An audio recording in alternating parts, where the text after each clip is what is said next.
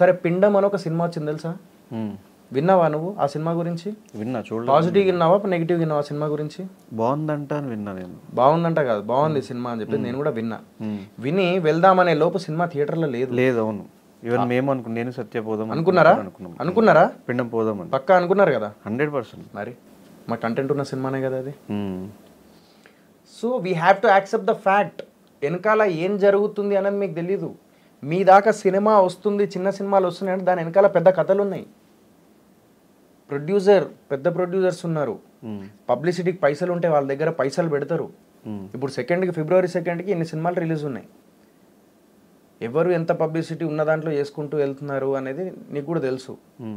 కానీ అక్కడి వరకు తీసుకెళ్ళాలనేది మనకు, అంటే ఆడియన్స్ని థియేటర్ వరకు తీసుకురావాలనేది పెద్ద టాస్క్. ఇప్పుడు ఈ ఓటీటీ వచ్చినప్పటి నుంచి అరే వస్తుందిలే, మాకు లిమిటెడ్ థియేటర్స్ ఉంటుంది అబ్బా. ఇప్పుడు నువ్వు ఇక్కడ మణికొండలో ఉన్నావు, నా సినిమా ఎక్కడో కూకట్పల్లిలో ఉన్నది, ఇక్కడ ఇటు సైడ్ లేదు, ఈ హైటెక్ సిటీలో లేదు, ఇట్లేదు, మాకు లిమిటెడ్ థియేటర్ దొరికింది.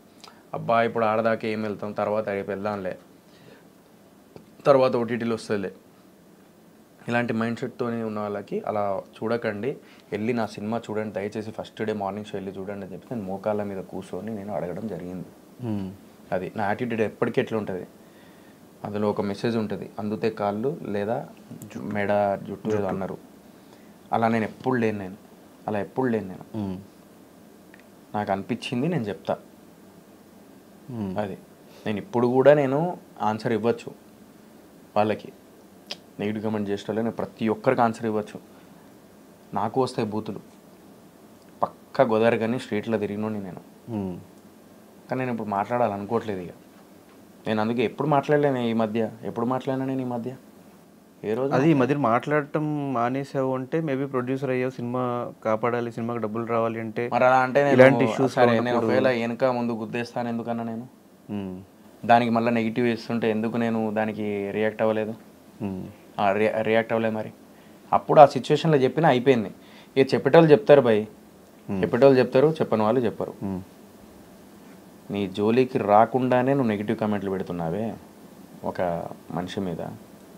భయ్యా ఈ ఫీల్డ్లో యాక్టర్ అవ్వాలన్నా, లేకపోతే సినిమాకి డబ్బులు పెట్టిన సినిమా రిలీజ్ చేయాలన్నా, లేకపోతే ఏం చేయాలన్నా కూడా ఈ డిప్రెషన్లోకి ఎందుకు వెళ్తారు తెలుసా?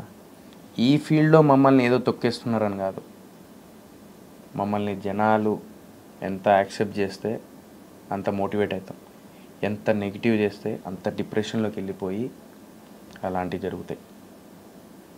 అందుకే అలాంటి సిచ్యువేషన్ రావద్దు నాది అని చెప్పేసి నేను లైవ్కి వెళ్తా, ఫ్రెండ్స్తో షేర్ చేసుకుంటా. స్టేజ్ మీద నేను తెలంగాణ ప్రజల ముందు నేను స్టేజ్ మీద అంత పెద్ద ప్రీ రిలీజ్ ఈవెంట్లో నేను అడుక్కోవడానికి రీజన్ ఏంటంటే ఐఎమ్ ఇన్ డేంజర్ సిచ్యువేషన్ అని చెప్పేసి నేను చెప్పుకుంటున్నాను. నేను నా బాధ అలాంటి థాట్స్ వచ్చినప్పుడు లేదు ధైర్యంగా ముందుకెళ్తున్నా. 13 సంవత్సరాల కష్టం నాది, ఇప్పటికి 14 సంవత్సరాలు అయిపోయింది ఇండస్ట్రీకి వచ్చి. సో డెఫినెట్లీ నాకంటూ ఒక పెయిన్ ఉంటుంది. నేను ప్రొడ్యూసర్ అయిన తర్వాత నేను ఇట్లా బిహేవ్ చేయలేదు. నేను ప్రొడ్యూసర్ కాకముందు కూడా నేను మిస్టర్ ప్రెగ్నెంట్కి ఎంత కష్టపడ్డానో నీకు కూడా తెలుసు. రాత్రి 2:30కి 3కి నేను ఇంటికి వెళ్ళేటోడిని, మళ్ళీ పొద్దున్నే లేచి వెళ్ళేటోడిని.